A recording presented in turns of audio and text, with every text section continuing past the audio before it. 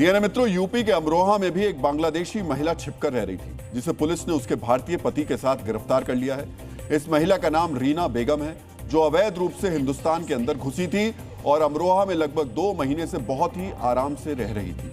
बांग्लादेशी महिला रीना बेगम ने सऊदी अरब में भारतीय नागरिक राशिद अली से निकाह किया। दोनों सऊदी अरब के एक अस्पताल में नौकरी करते थे। 2 महीने पहले राशिद रीना को नेपाल के रास्ते बिना वैध कागज बनवाए यूपी के अमरोहा ले आया, जहां पर यह महिला फर्जी पहचान पत्र बनवाकर आराम से रहने लगी। शायद रीना आराम से अपनी पूरी जिंदगी अमरोहा में काट देती। किसी को कानो कान इस बात की खबर नहीं होती कि एक बांग्लादेशी महिला भारत में अवैध तरीके से रह रही है। लेकिन एक सोशल मीडिया पोस्ट की वजह से रीना पकड़ में आ गई। रीना को बांग्लादेश को बाय बाय करने वाली रील महंगी पड़ गई और आज वो सलाखों के पीछे है। आज जी न्यूज की टीम राशिद के उस घर तक भी पहुंची जहां से रीना और राशिद को गिरफ्तार किया गया। आज आपको भी रीना के सोशल मीडिया पोस्ट की वजह से पकड़े जाने की पूरी कहानी ध्यान से देखनी चाहिए। रीना बेगम बांग्लादेश की है। इसने मंडी धनौरा निवासी राशिद से शादी की है। लगभग 6 साल पूर्व इनकी शादी हुई है। ये सऊदी अरेबिया में काम करते थे, वहाँ इनकी मुलाकात हुई थी।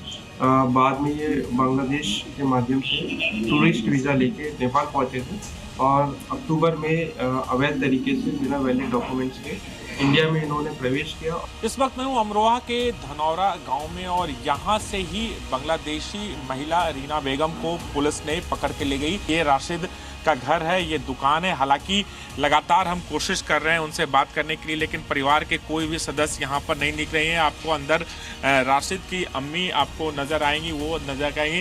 पहले तो उन्होंने बोला कि वो राशिद उनका बेटा है, लेकिन जब उनसे बुलाया गया कि आप एक बार बात कर लीजिए तो यहाँ पर आने के लिए तैयार। अम्मा, एक बार बात करेंगे क्या आप? भैया, मेरा तबीयत खराब हो रही है, तुम्हें पता, मेरा बीपी हाई हो गया, तुम्हें पता। अच्छा, ये जानकारी थी कि बांग्लादेश की रहने वाली है? हाँ, कलकत्ते की थी। कलकत्ता बताया गया था आपको? कहाँ से? एक बार चर्चा बात कर लीजिए। आप राशिद के फादर हैं? उनसे उनके घर। अच्छा, राशिद को कब पुलिस पकड़ के ले गई? हमें ना पता। हम बाहर से। आप राशिद के पिता? मैं बाहर से आ गया। क्या जानकारी मिल पाई?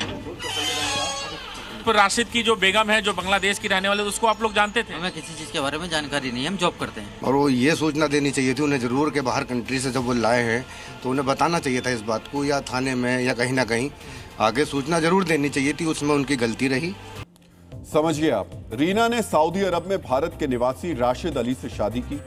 रीना खुद बांग्लादेश की नागरिक है, लेकिन इस महिला को हिंदुस्तान में अवैध रूप से बसने का ऐसा कॉन्फिडेंस था कि इसने सारी दुनिया को बता दिया कि मैं बांग्लादेश छोड़कर भारत में बसने जा रही हूं, वो भी बिना वीजा पासपोर्ट के, और रील बनाकर हंसते मुस्कुराते हुए बाय बाय बांग्लादेश कह दिया। हो सकता है इसके पति राशिद ने इसको बताया हो। भारत में अवैध रूप से घुसना और यहां घुल मिल जाना बहुत आसान है। आप भी सोचिए, क्या राशिद अपनी पत्नी को वैध तरीके से भारत नहीं ला सकता था? लेकिन वो अपनी पत्नी को अवैध रूप से नेपाल के रास्ते भारत लेकर आ गया। रीना आराम से भारत के अंदर आ गई और राशिद के घर से बांग्लादेश के लिए भी रील बनाने लगी। लेकिन जब रीना की रील वायरल हुई तो मुखबिरों ने खबर पुलिस तक पहुंचा दी। हालांकि आसपास के लोगों ने रीना के बांग्लादेशी होने की जानकारी से इनकार किया।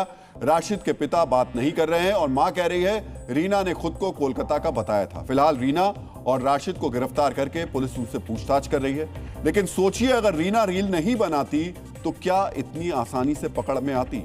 रीना पहले पुलिस के सामने खुद को पश्चिम बंगाल का नागरिक बता रही थी, लेकिन फर्जी दस्तावेजों की वजह से फंस गई तो अब सच बताना पड़ा।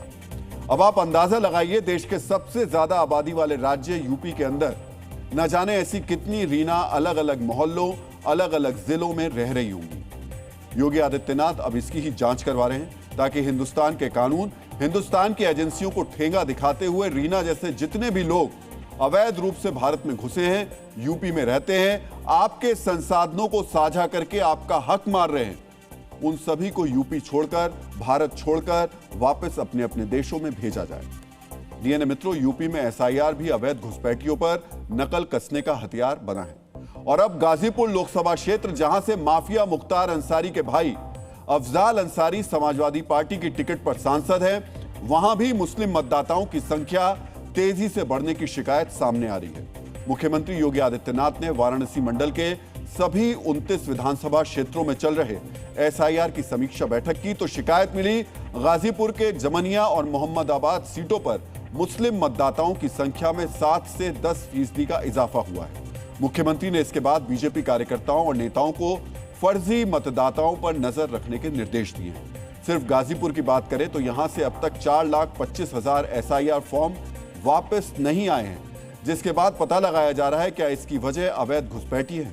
इसकी जानकारी खुद यूपी सरकार के मंत्री OP राजभर ने दी। गाजीपुर के जिलाध्यक्ष OP राय जी ने मोहम्मदाबाद और जमानिया 2 विधानसभाओं के जिक्र किया कि मुस्लिम आबादी जहां है वहां 10% ज्यादा वोट बढ़ गए हैं।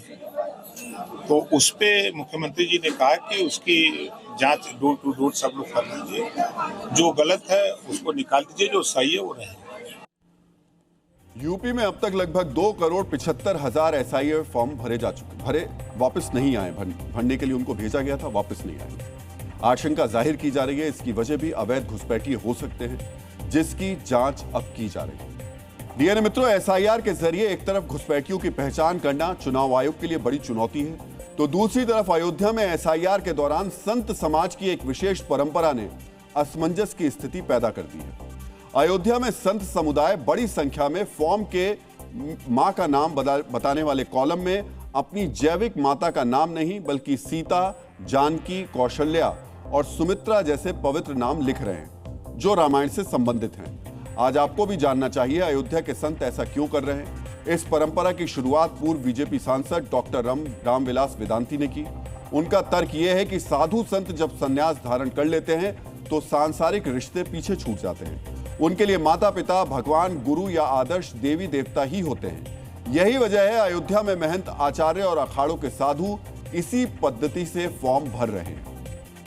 SIR फार्म जो भरा जा रहा है, उस फार्म में महात्माओं ने अपने पारिवारिक व्यक्ति का नाम न दे करके गुरु का नाम दिया है, और माता की जगह कोई श्री जानकी देवी लिखा है, कोई कौशल्या देवी लिखा है, कोई सुमित्रा देवी लिखा है। हमारी जानकी माँ ही हमारी माता है और भगवान राम ही हमारे पिता है, क्योंकि हम लोग वीतरागी हैं, बैरागी हैं, हम लोग सन्यासी महात्मा हैं। हालांकि आपके दिमाग में भी सवाल आ रहा होगा, क्या ऐसा करने वाले साधुओं का नाम मतदाता सूची से हटा दिया जाएगा? तो इस पूरे मामले पर चुनाव विभाग के अधिकारियों का कहना है, मां का नाम कॉलम में दी गई जानकारी का कोई प्रमाण देना अनिवार्य नहीं है, लेकिन जरूरत पड़ी तो मतदाता से स्पष्टीकरण मांगा जा सकता है। यानी फिलहाल इसे नियमों का उल्लंघन नहीं माना जाता।